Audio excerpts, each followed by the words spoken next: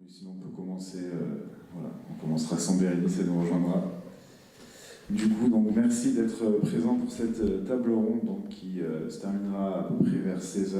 Voilà, après, ça sera suivi d'un temps de conclusion qui se fera toujours dans l'amphithéâtre. Donc je vous invite à rester. Donc sur cette table ronde, on va parler donc, de financement citoyen ou public. Voilà, quelle complémentarité il peut y avoir entre ces deux moyens de se financer, notamment pour relever les défis autour de la transition écologique, mais pas que, aussi au niveau économique et social. Et pour cela, on va avoir 4 intervenants et intervenantes. Donc tout d'abord, on va entendre donc, Alexandre Joisville de la coopérative Cities, ensuite Benjamin Toulec pour Citoyennaire, Loïc Blanc pour Enercop, et enfin Bérénice pour le Mouvement pour l'économie solidaire Occitanie. Donc pour commencer, je vais laisser chaque intervenant se présenter sa structure, et ensuite on fera un deuxième tour où là on creusera un peu plus la question. Voilà. Donc Alexandre, je te laisse commencer. Merci. Eh bien, bonjour. Je suis donc Alexandre Joisville, le directeur de la coopérative d'intérêt collectif Cities Occitanie. On est une structure agréée entreprise solidaire d'utilité sociale et qui est statutairement sans but lucratif. On ne s'est pas arrêté à la lucrativité limitée des simples statistiques, ce qui va avoir un intérêt dans nos discussions sur le financement. L'autopartage, c'est le fait de partager des voitures, les mettre directement dans la rue, accessibles 7 jours sur 7, 24 heures sur 24, pour 1 heure, 2 heures, une après-midi, une journée, un mois, peu importe, pour pouvoir aller à 5 km ou à 5000 km. On va être en fait facturé de l'usage, on va prendre conscience du réel coût d'une voiture lorsqu'on l'utilise. Ça a plusieurs vertus recherchées. Donc convaincre des foyers, des entreprises, des collectivités de cesser la possession de voitures en s'appuyant essentiellement sur le non-déplacement, si déplacement il y a, les déplacements actifs, la marche, le vélo ou les transports en commun, et reléguer la voiture à seulement les déplacements qui ne peuvent pas se faire autrement, et en s'appuyant du coup sur les flottes partagées, plutôt que de en posséder, puisque quand on possède une voiture, 95% du temps elle est stationnée. Donc ce modèle est très très lourd en investissement, puisqu'on passe notre vie à acheter des voitures, ce qui fait que le sujet du financement occupe une bonne partie de mon temps. Alors je vais vous partager très rapidement un petit peu le modèle de financement de la coopérative et vous donner dans ce financement quelle place ont les citoyens d'ores et déjà. Donc nous, notre première source de financement, la quasi-intégralité, c'est le chiffre d'affaires. Et donc là, du coup, de fait, nos principaux financeurs sont nos clients, dont l'écrasante majorité sont des citoyens, puisque même en tant qu'entreprise, en tant que collectivité, on est un citoyen. Et ce chiffre d'affaires, c'est notre première source de fonds. Ensuite, on a notre capital, puisqu'on est une coopérative d'intérêt collectif, SA, et à capital variable. Donc, tout au long de la vie de la structure, on a des personnes physiques ou personnes morales qui vont rentrer au capital, ce qui va renforcer la stature financière de l'entreprise, le capital étant très important, puisque c'est quelque chose qui est regardé par les banquiers pour calculer, selon eux, notre capacité de remboursement et le volume total d'argent qu'ils acceptent de nous prêter. On est également en mesure d'émettre des titres participatifs. Donc là, c'est différent, ce ne sont pas des parts sociales.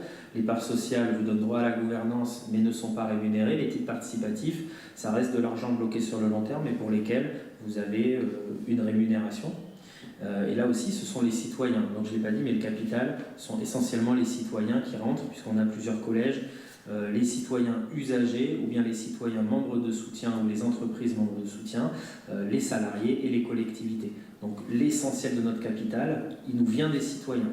L'essentiel de notre chiffre d'affaires, l'essentiel de notre capital, l'essentiel de nos titres participatifs aussi.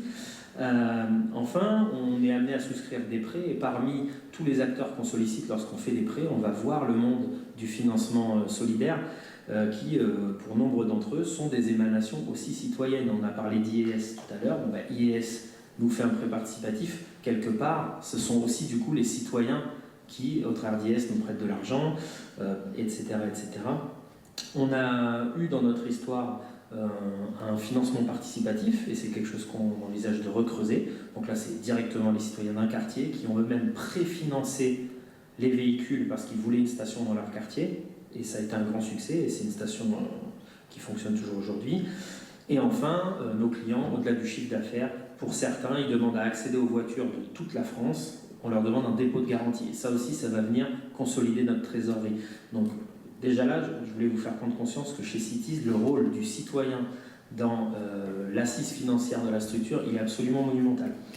Enfin, une autre manière pour le citoyen de participer, c'est qu'on essaye d'innover depuis quelque temps pour faire face au manque de financement en n'investissant pas et en partageant des véhicules qui existent déjà dans le parc. Ça peut être des véhicules de la collectivité, des véhicules d'entreprise et aussi des véhicules de citoyens. Et donc on a des citoyens, citoyennes qui viennent nous partager leurs véhicules. Donc c'est pas de l'argent, mais ça reste un soutien citoyen.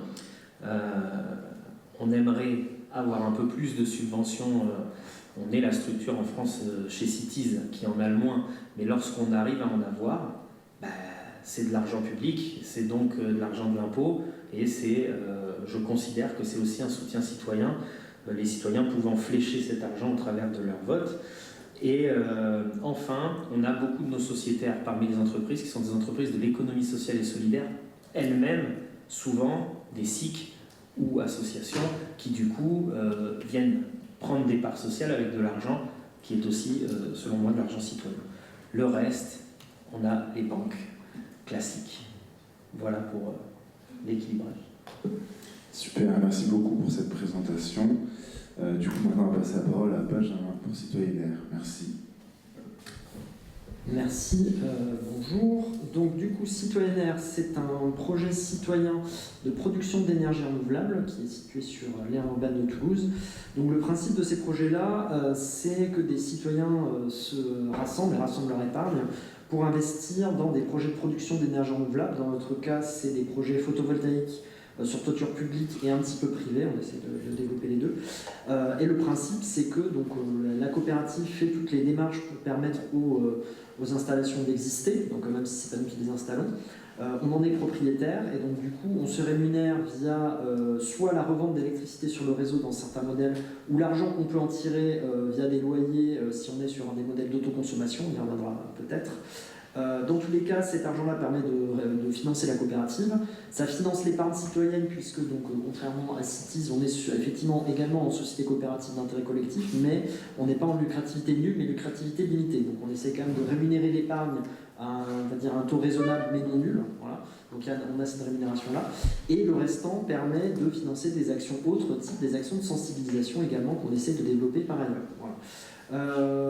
Donc là, comme Citiz, on est sous forme de coopérative, donc ce qui est relativement important aussi dans notre financement citoyen, puisqu'on n'est pas justement uniquement j'y reviendrai dans la deuxième partie, sur du financement qui est du financement pour des aspects uniquement financiers, puisqu'on peut avoir des crowdfunding citoyens qui sont là pour dire finalement je place de l'argent, je vais y retirer 4%, peut-être 5-6 ou moins, voire ce sont des dons, mais finalement j'ai pas nécessairement de contrepartie directe. Tandis que là, on est sur des parts sociales essentiellement. Et donc, du coup, ce qu'on vise par ça, c'est aussi d'être dans les décisions liées aux différents projets. Donc, à la fois de la coopérative et aussi des projets dans lesquels la coopérative investit, qui peuvent être des projets de plus grande ampleur. Donc, c'est finalement redonner à la fois un côté financement, mais aussi une prise de décision de la part des citoyens. Voilà. Et sachant que, comme on est en coopérative, on est dans un système, une personne égale une voix, comme les trois acteurs qu'on va avoir ici. Donc aujourd'hui, on s'est créé en 2017 en coopérative. Donc aujourd'hui, on a 14 installations en production pour 440 km crête. Et en termes de levée de fonds, puisque on parlait de financement tout à l'heure, on va dire en termes de capital, on est sur un capital qui est à peu près 98% citoyen, si on compte à la fois les acteurs de l'ESS, les citoyens directement, les acteurs publics à côté, plus les entreprises de l'ESS. Donc si on compte tout ça, on est à 98% de sources citoyennes, on pourrait dire, et on est donc à 270 000 € de capital avec 492 sociétaires. Voilà, donc ça commence à faire un petit peu de monde. Donc des actions qu'on mène par ailleurs, outre ces installations, qui sont notamment pas mal sur des bâtiments publics, donc des écoles, des crèches, des gymnases, etc. Ce sont des actions de sensibilisation, puisqu'on a une association à côté. Et donc du coup, on peut faire des actions dans les classes dans lesquelles on a mis notamment les installations photovoltaïques pour parler d'énergie, pour parler de climat, donc histoire de dire qu'on n'est pas uniquement sur le volet production des énergies renouvelables, mais comme on sait très bien que dans les différents scénarios, l'aspect sobriété est fondamental, on essaie de traiter les deux. Et donc du coup, dans ces classes-là, on parle beaucoup des aspects énergie-climat en général, donc c'est des classes de CM1, CM2. Et on est à 5 classes animées sur 3 séances par classe en 2023, et on va essayer de développer ça au fur et à mesure dans les années à venir. Donc du coup, on parlait du financement citoyen, on a quand même reçu des différents financements des collectivités ou du public en général, donc on reviendra dans les détails, mais globalement ce qu'on a pu recevoir, c'est différentes subventions, notamment de la part de la région qui a soutenu un certain nombre de projets de citoyens d'énergie renouvelable outre citoyennaire sur différentes modalités. Il y avait des interventions en subvention d'investissement, en avance remboursable, donc c'est des prêts à taux zéro, ou bien des subventions pour nous aider à faire les premières étapes des projets qui peuvent être plus risqués, donc au démarrage, on va dire.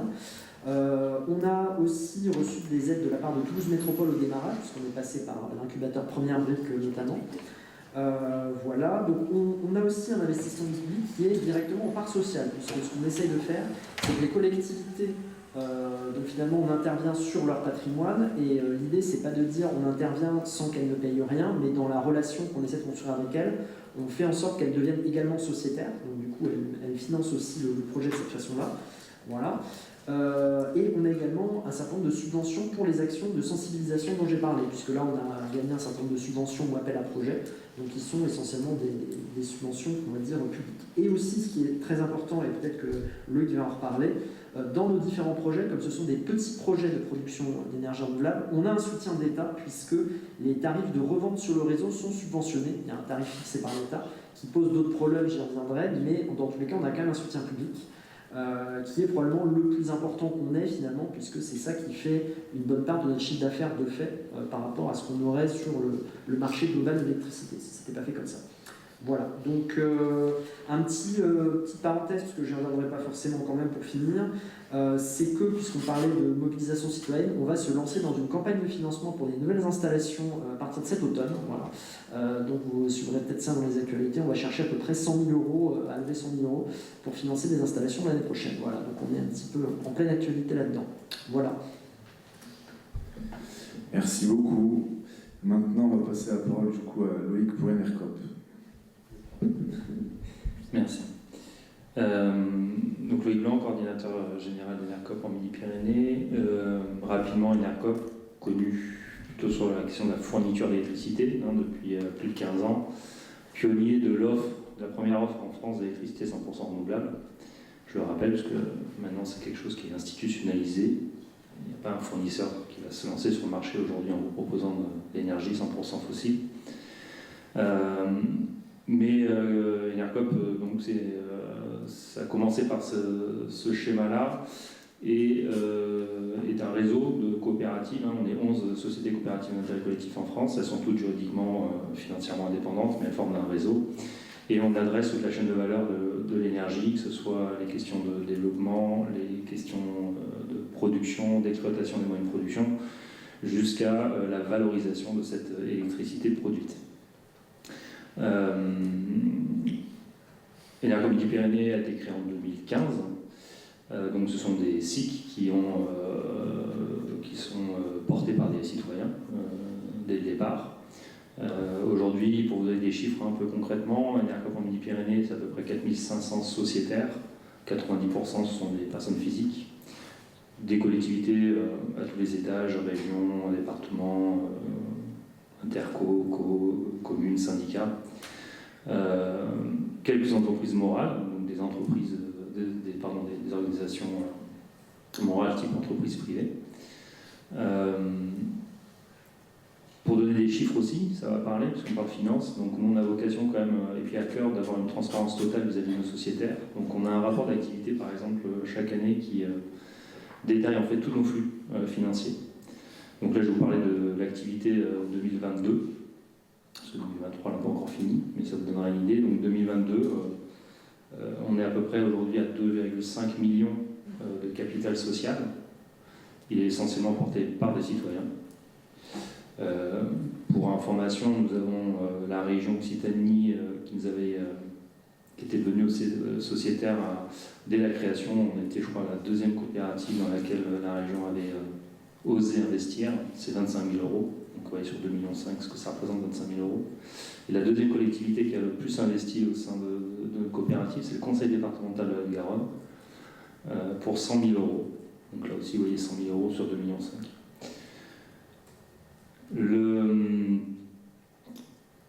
Donc 4 500 sociétaires, 2,5 millions d'euros de capital. En Midi-Pyrénées, on a 4 activités principales qui sont la commercialisation évidemment de l'offre de fourniture d'électricité pour les résidentiels, les collectivités locales, les professionnels, mais on a aussi une forte activité de production, c'est-à-dire de mise en œuvre de nouveaux moyens de production d'énergie renouvelable qui vont permettre d'alimenter nos clients sociétaires. On a une activité de formation où on va transmettre nos savoir-faire et on faire monter en compétence les citoyens sur ces questions de production et de consommation, donc l'accompagnement de collectifs, mais aussi particuliers, d'élus, etc. Et puis aussi une formation sur la gouvernance, puisqu'on on fonctionne de manière opérationnelle sur une gouvernance partagée, très horizontale, basée sur la sociocratie et l'holacratie. Et une autre activité qui est sur bureau d'études, donc accompagnement, études techniques, juridiques, économiques, etc., pour réaliser des projets. Et enfin, une dernière petite chose, quand même, un service sur le numérique, où on adresse une plateforme numérique sur la gestion de nouveaux usages de production de consommation dont vous avez peut-être entendu parler, qui s'appelle l'autoconsommation collective. On y reviendra peut-être. Tout ça pour dire quoi? Que toutes ces activités, ça représente à peu près, alors je crois que c'est 2022, on était sur 630 000 euros le chiffre d'affaires, on va être à peu près à 800 000 euros de chiffre d'affaires en 2023, on a une croissance à peu près de 20% de chiffre d'affaires par an. Mais surtout, ce que je vais vous signifier, c'est aujourd'hui à peu près 3,3 millions d'euros d'investis. 2,5 millions de capital, aujourd'hui c'est 3,3 millions d'euros d'investis. Donc ça, clairement, on montre à nos sociétaires coopérateurs que l'argent, il ne dort pas, il agit sur des projets très concrets sur les territoires. Alors c'est un peu lié à notre activité, l'énergie c'est très capitalistique, on est sur un schéma classique où on va autofinancer à hauteur de 20% et on va emprunter le reste. Mais en tout cas, ce qui est sur la vie économique et les flux d'argent, si c'est bien l'argent citoyen au départ qui nous a permis de nous autofinancer et de lancer en fait nos activités de manière très confortable, on était même surcapitalisé par rapport à nos activités, dans nos flux annuels, la cartographie 2020 n'a rien à voir avec la cartographie 2022, puisqu'en 2020 c'était effectivement le chiffre d'affaires, enfin même avant que ça c'était, on va dire, l'apport au capital qui était l'entrée d'argent la plus importante. En 2021-2022 ça a été le chiffre d'affaires qui était l'entrée d'argent la plus importante au sein de la coopérative. En 2022-2023 on est sur l'endettement bancaire, donc l'apport par la dette, qui est le flux le plus important au sein de la coopérative. Et en fait, tout ça est vivant. Ce dont on se rend compte, c'est que de toute manière, je le précise comme ici, on n'a aucun subside public. On est une coopérative qui ne fonctionne avec aucune subvention. C'est que on s'aperçoit que si on veut continuer à se développer et avoir un impact comme on souhaite l'avoir, à savoir une transition énergétique juste et solidaire, il faut qu'on collecte plus d'argent. Et malheureusement, on n'a pas accès, on en reviendra sans doute après, à tous les financements dont vous entendez parler en milliards d'euros, millions et milliards d'euros en France. Donc là, on a un enjeu, c'est que comment on fait pour continuer? On est rentable. Mais si on veut continuer d'investir, avoir de l'impact, il va falloir qu'on renforce encore nos fonds propres, ou en tout cas qu'on arrive à collecter de l'argent. On pourra en reparler sur les pistes à venir. Mais voilà ce que je pouvais vous dire en termes de très concret sur ce que représente l'argent au sein d'Enercoop. Merci Loïc. Et du coup maintenant on va passer à pour la Bérénice. Si tu veux bien juste allumer ton micro. Alors, je suis à cette table pas simplement pour équilibrer les genres, vous l'avez remarqué, C'est pas équilibré du tout. Oui, non, c'est pas équilibré du tout, je suis d'accord avec toi, Josette. C'est pas faute d'avoir essayé. Non, si je suis là, c'est peut-être pour faire suite aux conversations qu'on a eues pour préparer cette table ronde. Alors, je vais me permettre de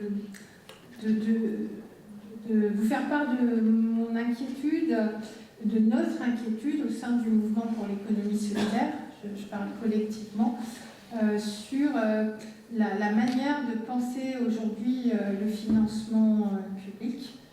Je ne parle pas tellement des collectivités territoriales locales, mais dans la manière dont ça se pense aujourd'hui au niveau national, où très clairement, on a plutôt envie de nous entraîner sur du financement dit à impact. Avec donc, ce qu'on a pu voir au travers de vos témoignages, c'est vraiment de la démocratie économique, c'est de la citoyenneté, c'est des choses qui s'inscrivent dans le temps, avec de la patience, je dirais même, de la relation aussi au niveau local, des solidarités locales qui se créent. Et vous avez le mérite, en tout cas, pas seulement de faire cela au niveau local, mais en plus d'être en capacité de faire réseau, que ce soit au niveau régional ou que ce soit au niveau national. C'est-à-dire, voilà, on a envie, de mutualiser des choses dans le cadre d'un réseau pour se rendre plus costaud. Pour autant, on reste très préoccupé de la gouvernance locale et du lien au sociétaire.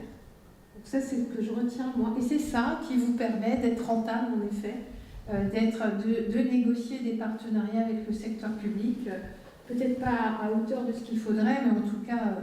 alors, je vais juste vous faire une petite lecture, définition de la finance à impact, qui sort d'un petit texte qui vient de Finance for Tomorrow par Paris Europlace, pardon, je vais parler anglais, qui est quelque chose de complètement récent, juste en 2021, et on disait le financement à impact, c'est très important parce que c'est ça, c'est ces acteurs-là qui vont permettre, je dirais, de faire face efficacement, et le mot efficacement est important, à l'urgence de la crise écologique et sociale. C'était à l'époque où Olivia Grégoire était secrétaire d'État, elle est redevenue depuis peu, et ce groupe ce travail qui s'appelle Finance for Tomorrow, donc c'est un groupe qui s'appelle le groupe de place dédié à la finance à impact.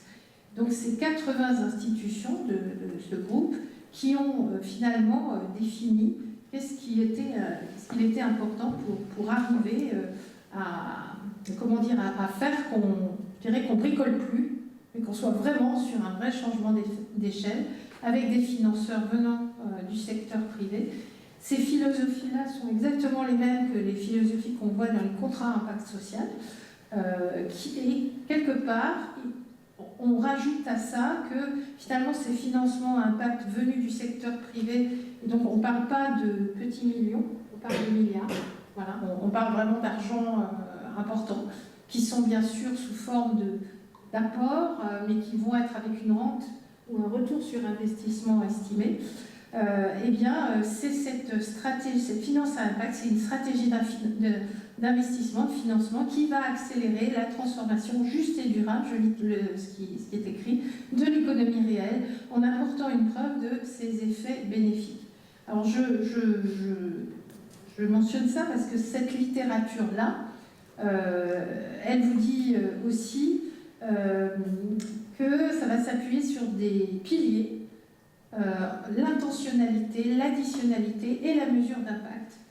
Et que, je me permets juste de lire ça, la recherche conjointe dans la durée d'une performance écologique et sociale et d'une rentabilité financière, c'est pas ce qu'on vient de nous exposer, tout en maîtrisant l'occurrence d'externalités négatives. Ça, c'est le premier point. Deuxième point, l'adoption d'une méthodologie claire, transparente, décrivant les mécanismes de causalité, donc on est vraiment dans quelque chose qu'on appelle la théorie du changement, via lesquels la stratégie contribue, donc la stratégie de l'entreprise contribue à des objectifs environnementaux et sociaux et l'atteinte des objectifs ODD, etc. Donc on est en tout cas au niveau national, de manière assez claire, et même dans l'ESS, on est dans quelque chose qui dit, bon, les financements publics, au fond, ils sont un peu bloqués.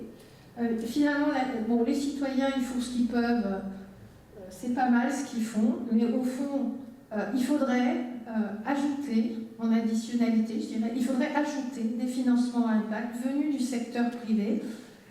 Voilà, et c'est ça qui serait la solution pour que ça aille quelque part beaucoup plus vite.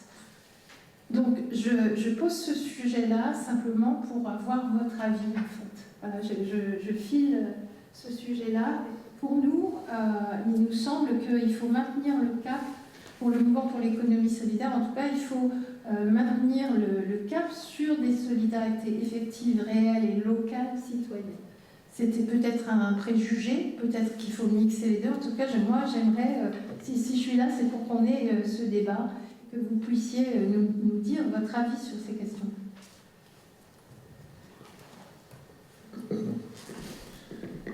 Est-ce qu'il y a quelqu'un qui veut se lancer tout de suite pour répondre? Peut-être Loïc, justement, sur une question, un peu comprendre un peu pourquoi finalement les structures citoyennes donc, qui sont financées par les citoyens dans leur capacité d'initiative ne rencontrent pas finalement les financements à impact privé. Voilà. Je sais que c'est un peu provoque, mais voilà, je te laisse y répondre. On ne rencontre pas les financements à impact privé. Oui, effectivement, on ne rencontre personne. Bon, première chose, déjà, je pense qu'on est des ovnis. Il faut quand même partir du postulat que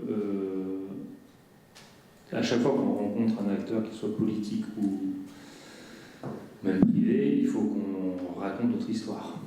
Parce qu'ils ne comprennent pas. Ils ne savent pas qui on est, ils ne comprennent pas comment ils fonctionnent. Ouais, on est des ovnis. Les banquiers, pour les banquiers, nous sommes des ovnis, même de l'ESS. Quand je vous parle de nos 3 millions de dettes, 90% de nos dettes n'allaient pas avec des acteurs de l'ESS de la finance. Parce qu'ils n'ont pas compris ce qu'on faisait.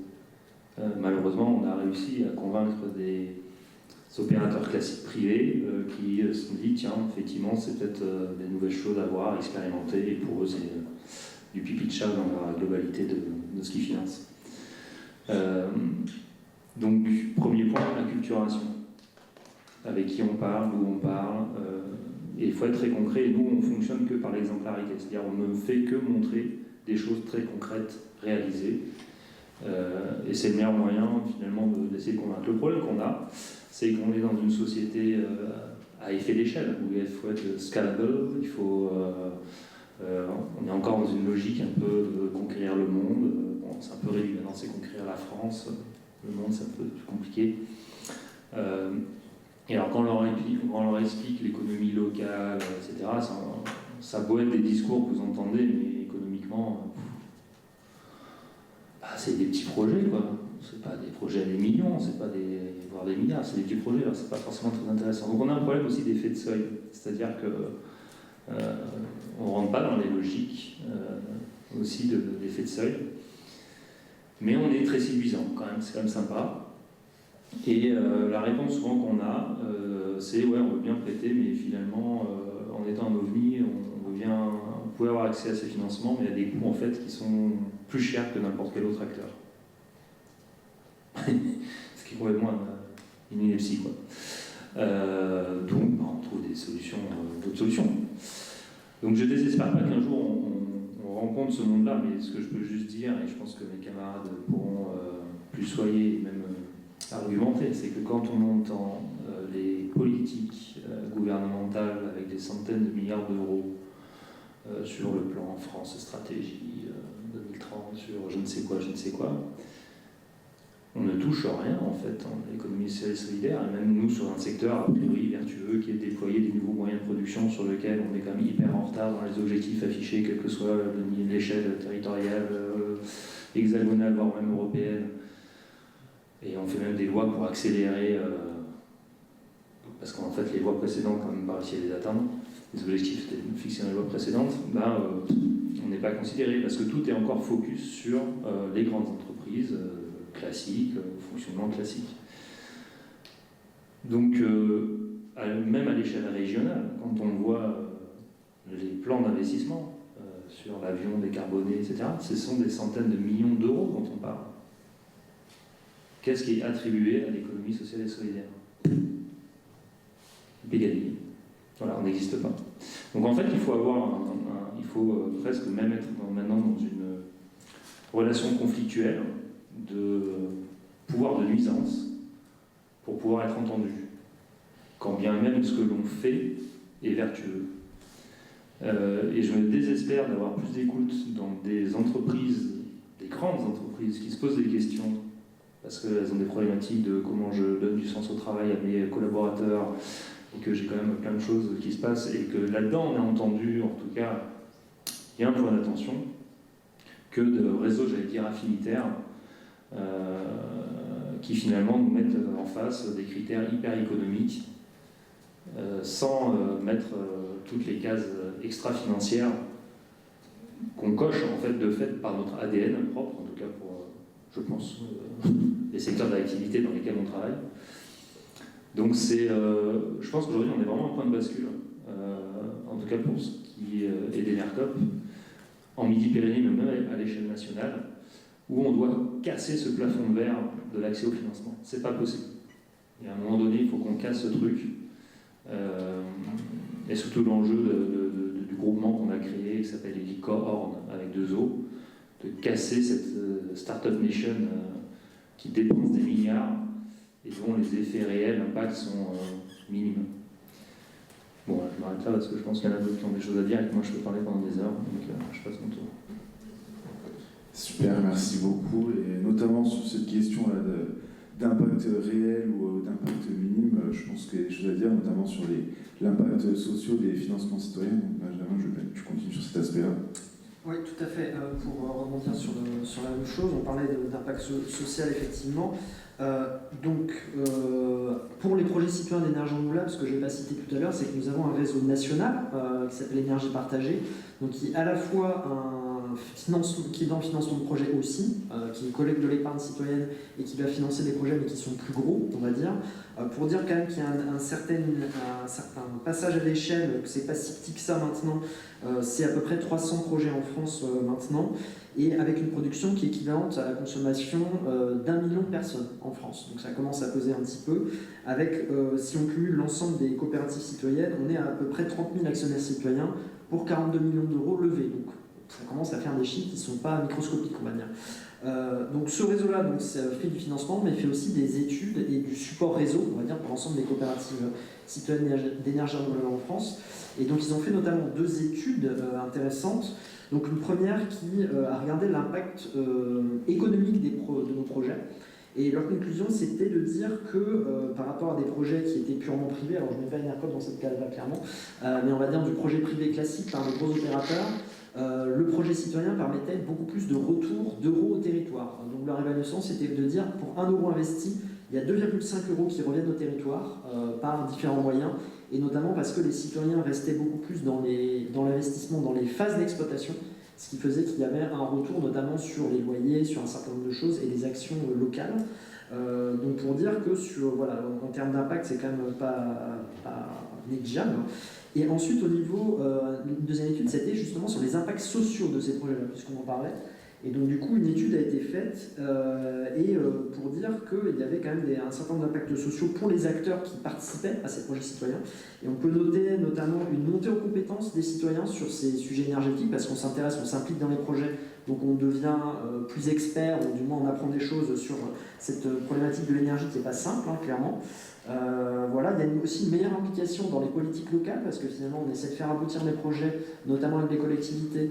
Donc on croise les politiques, on apprend un petit peu les politiques locales sur lesquelles on se serait moins intéressé sinon, notamment les plans climat, etc. Il y a beaucoup de politiques structurantes qui ne sont pas forcément très transparentes pour les citoyens, et donc on se fait inclure finalement dans les cercles, on en discute aussi, donc ça c'est important. Ça redonne du pouvoir d'agir, etc. Donc il y a 8 critères, je ne vais pas tous les citer, mais pour dire que finalement, ces projets-là rentrent aussi normalement dans des projets qui sont mieux-disants en termes d'impact. Et là où je rejoins ce qui a déjà été dit, c'est que dans notre logique à nous, on n'est vraiment pas dans la logique de changement d'échelle. C'est-à-dire ce qu'on voit beaucoup passer effectivement dans les réseaux ESS, ça fait un petit moment, ou dans les réseaux d'impact, c'est de dire on crée une entreprise, une start-up à un endroit, Et l'étape logique, au bout d'un moment, c'est le changement d'échelle. Et qui dit changement d'échelle dit vous allez expérimenter un truc à un endroit, et ben vous allez le faire sur toute la France, voire sur toute l'Europe, voire dans le monde entier.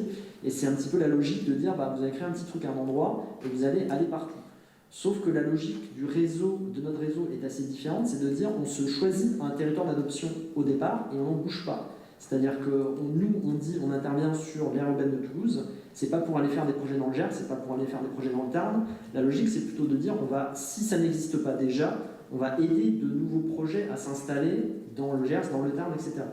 Donc ce qui est relativement différent, et c'est ce que défend le réseau. Alors petite parenthèse d'ailleurs, sur le côté purement politique de la chose, pour le soutien à nos projets, la région donc on nous a aidés, je l'ai déjà cité, sur un certain nombre de subventions, et puisqu'ils ont une stratégie relativement volontariste, du moins dans ce qu'ils disent, sur le développement des énergies renouvelables dans la région, un des objectifs qu'ils se sont donnés pour les projets citoyens d'énergie renouvelable, ils ont dit, à échelle, je ne sais plus si c'est 2030, il me semble que c'est 2030, c'est 50 000 projets sur la région.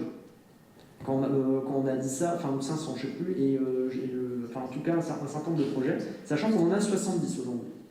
Et la question qu'on s'est posée à ce moment-là, c'est si 500 projets, c'est 500 coopératives, est-ce que c'est bon nombre ?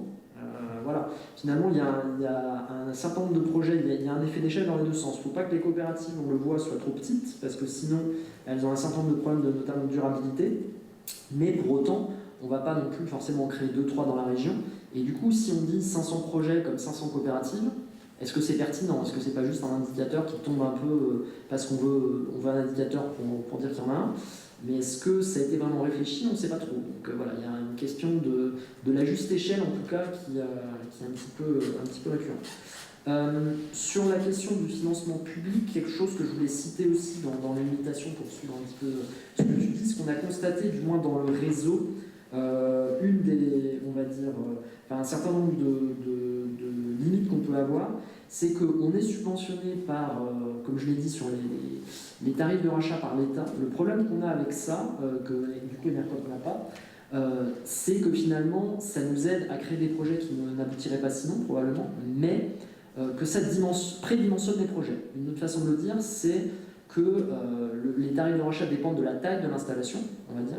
Et ces tarifs de rachat, finalement, c'est la Commission de régulation de l'énergie qui dit aujourd'hui, ces tarifs de rachat pour telle taille d'installation, ça va être tant. Et ça change de temps en temps.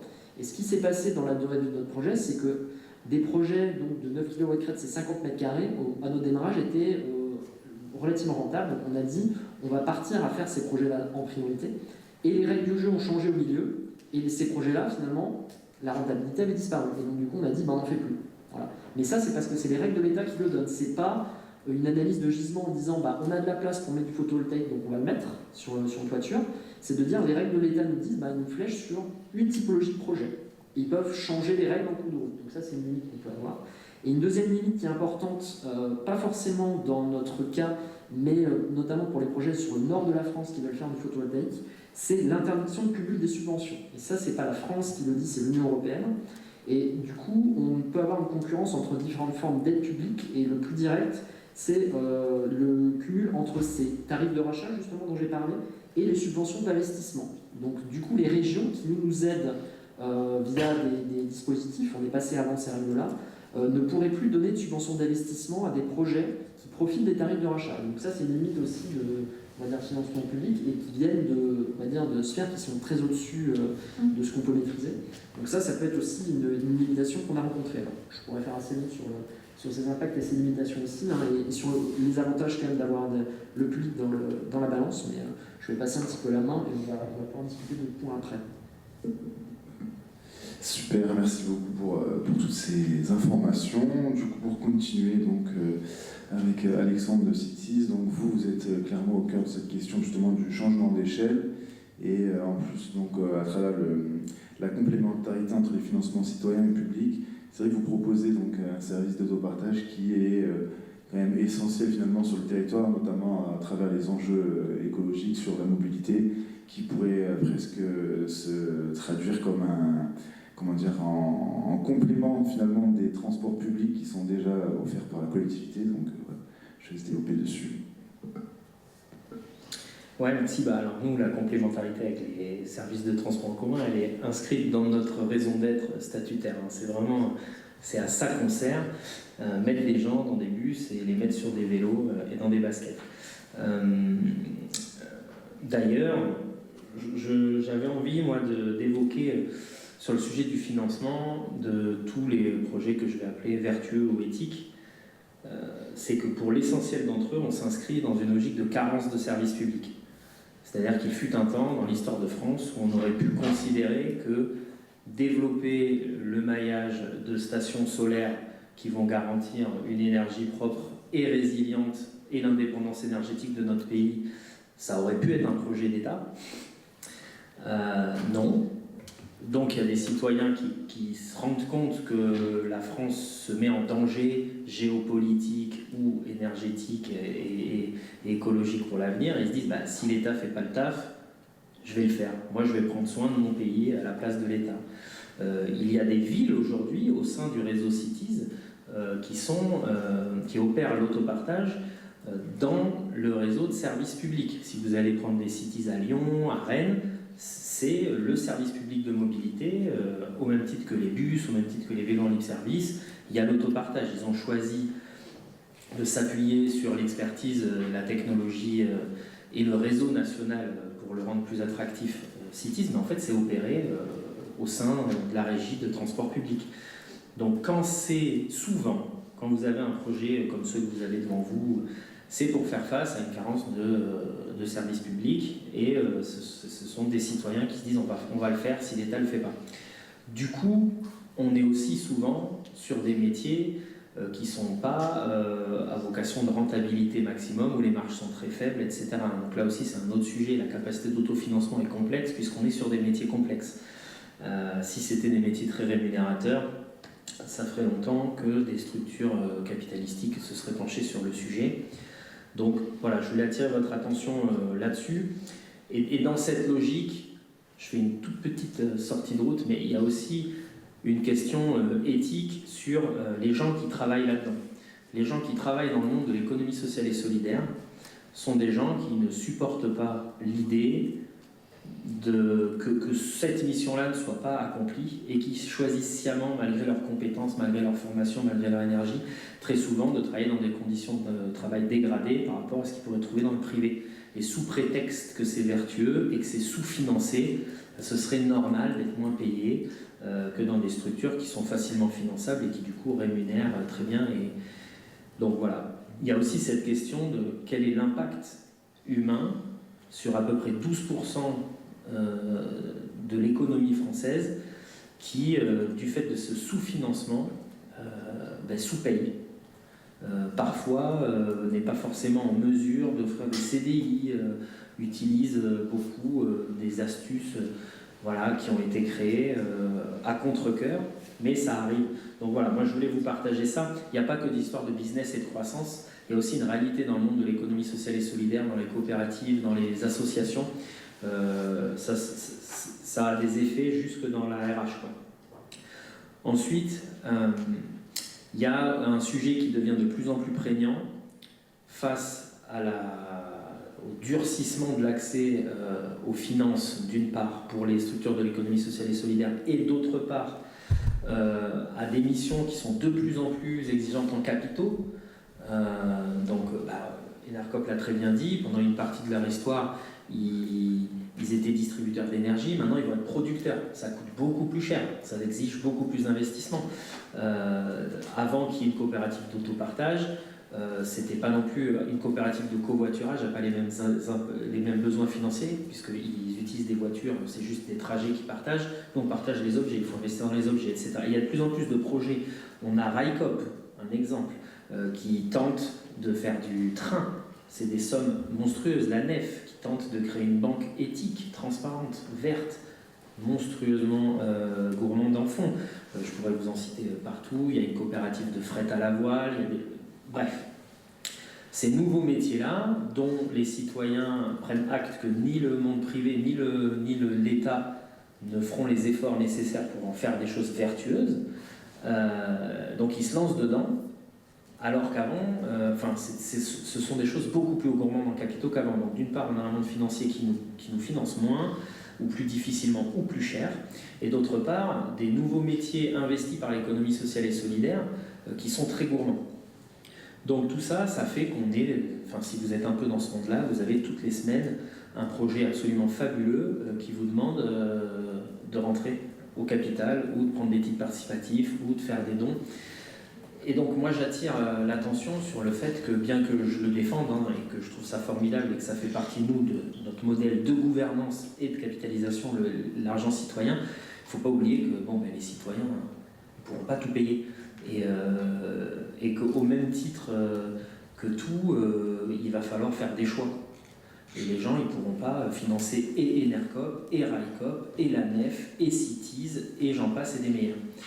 Donc, voilà, il y a aussi une responsabilité, je pense, du monde de la finance classique et aussi de la collectivité, de se rendre compte qu'à un moment donné, la stratégie de faire peser ça sur la responsabilité individuelle, elle va avoir des limites. Et ça, c'était ce que je voulais vous partager. C'est pas très joyeux, mais il y a quand même plein de solutions. Et le rôle du public, pour moi, et après je repasse la parole, mais comme ça on va pouvoir en discuter, c'est le financement public. Le rôle du public, ça peut être de financer, évidemment. Il y a de l'argent public, on le voit. On le voit dans des très beaux projets et des très bons choix industriels, on le voit dans des désastres absolus. Bref, le public, son travail, c'est de penser l'avenir, et pour ça, il doit financer des projets. Voilà. Ce serait bien qu'il pense à l'économie sociale et solidaire, sachant que toutes les statistiques économiques montrent que les structures de l'économie sociale et solidaire durent plus longtemps, maintiennent plus longtemps les emplois. C'est ça, les vraies structures ancrées dans leur territoire, qui font du service concret et qui restent en vie longtemps, c'est celle-là. Mais il y a aussi d'autres choses qui sont peut-être aussi importantes. C'est par son discours et par parfois la création de règles ou de labels ou autres, c'est aider les citoyens à ne pas se faire avoir. Il y a aussi une quantité astronomique d'argent qui est dépensée en communication et en marketing par les gens les plus toxiques d'ailleurs, pour faire croire que c'est OK pour les citoyens de continuer de passer avec eux. Juste un exemple. Total, 100% de sa communication aujourd'hui se fait sur les énergies vertes. Ils ne parlent que de leur rôle dans les énergies vertes, c'est 2% de leur activité. Ok, voilà. Mais du coup, les gens qui ont autre chose à faire que de s'instruire sur le sujet constamment, eux, ils se disent, Total, c'est écolo, quoi. Donc il y a aussi peut-être un rôle de l'État à faire en sorte que l'information qui arrive aux citoyens, elle soit qualitative pour que eux, derrière, ils puissent choisir quel modèle de consommation ils veulent choisir. Ils peuvent faire la même chose pour flécher les investissements du monde financier. Il y a des choses qui existent qui sont atrocement insuffisantes, mais ça ne coûte rien à un pays de durcir un label Greenfin, Finansol, ESG, ESR. Ce seront les financements des autres qui vont être fléchés vers les structures vertueuses. Ils ne sont même plus obligés de les financer eux, mais pour ça, il y a un rôle de l'État qui est de dire, nous, ce qu'on veut comme stratégie pour l'avenir, c'est que vous, les financeurs, vous financiez plutôt ces structures-là. Et ça passe aussi par ça.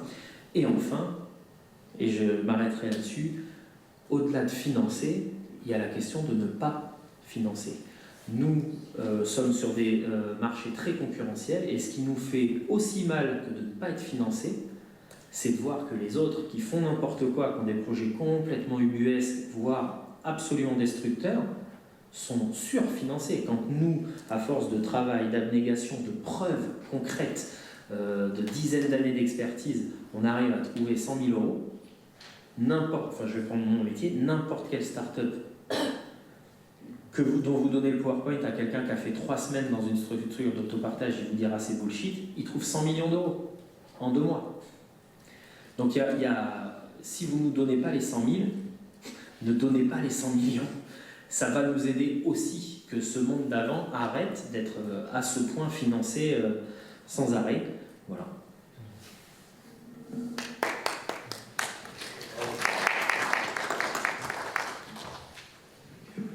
Ok, merci beaucoup pour tous ces éclairages. On va passer la parole à Bérénice pour une réaction, juste 2 secondes, et après on ouvrira la conversation aux échanges avec les personnes dans la salle. Merci.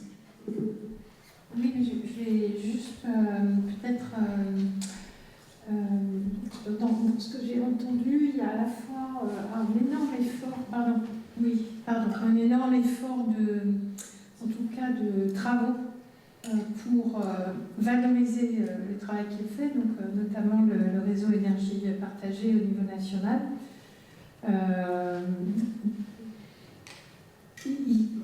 Ce qui m'inquiète un peu, et c'est sur cela que j'aimerais qu'on arrive, c'est on est à peu près conscient qu'il y a des financements qui vont un petit peu n'importe où, n'importe comment, enfin voilà, que c'est complètement le monde d'avant en effet. On voit arriver donc ces fameux financements privés qui vont plutôt s'orienter effectivement vers des startups, et je ne sais pas quel est le processus psychologique qui fait que finalement cet investisseur à impact, avec les clés de lecture qu'il a, choisi une start-up qui vient un peu de rien et qui promet quelque chose qui n'existe pas et ne finance pas de ce fait quelque chose qui existe et qui a fait ses preuves. C'est quand même, alors soit c'est une question idéologique ou c'est peut-être une question idéologique, question de vision de l'économie, qui est pas et sur laquelle on ne peut pas agir. Ou alors est-ce qu'on peut agir dessus? Ça c'est une question que moi je me pose. Je me pose aussi la question du plaidoyer.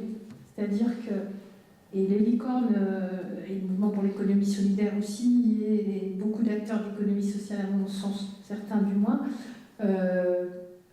on a certainement à se serrer les coudes pour que, il y ait des emplois dignes, en effet, ce qui n'est pas toujours le cas, mais aussi qu'il y ait